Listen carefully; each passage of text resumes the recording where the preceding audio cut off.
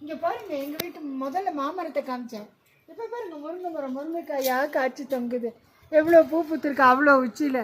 எப்படி போய் பறிக்க முடியும்? மாங்காய் ஒரு பக்கம் அப்படி உச்சியில் இருக்குன்னா முருங்கைக்காய் இன்னொரு பக்கம் இருக்குது. வீட்டை சுற்றி சுற்றி மரங்கள் இருந்தால் ஏதோ ஒரு பெரிய தோப்புக்குள்ளே இருக்கிற மாதிரி ஒரு ஃபீல் வருதுங்க. நிறைய மரங்கள் இல்லை, ஒரு 3-4 மரம் தான் வச்சுருக்கோம். செம்பகப்பூ மரம், கொய்யா மரம், இப்படியெல்லாம் கொஞ்சம் ஒரு 5-6 மரம் தான் வச்சுருக்கோம். அதுவே நமக்கு அவ்வளோ சந்தோஷத்தை கொடுக்குன்னா வீட்டை சுற்றி தோட்டமாக வச்சா இன்னும் எப்படி இருக்கும்? யோசிப்போமா?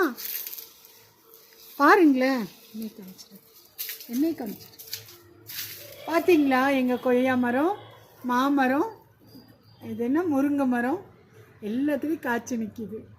சந்தோஷமாக இருக்குது. சாப்பிட்றனோ இல்லையோ, இதெல்லாம் பார்க்குறதுக்கே கண்ணுக்கு குளிர்ச்சியாக ரம்மியமாக ரொம்ப சந்தோஷமாக இருக்குங்க. நீங்களும் உங்கள் வீட்டை சுற்றி மரம் வளங்க. மாடியில் சின்ன சின்ன பூந்தோட்டங்களை வைங்க, ரொம்ப அழகாக இருக்கும். மனசுக்கு நிறைவாக இதமாக இருக்கும். முயற்சி பண்ணலாமா? பாய்.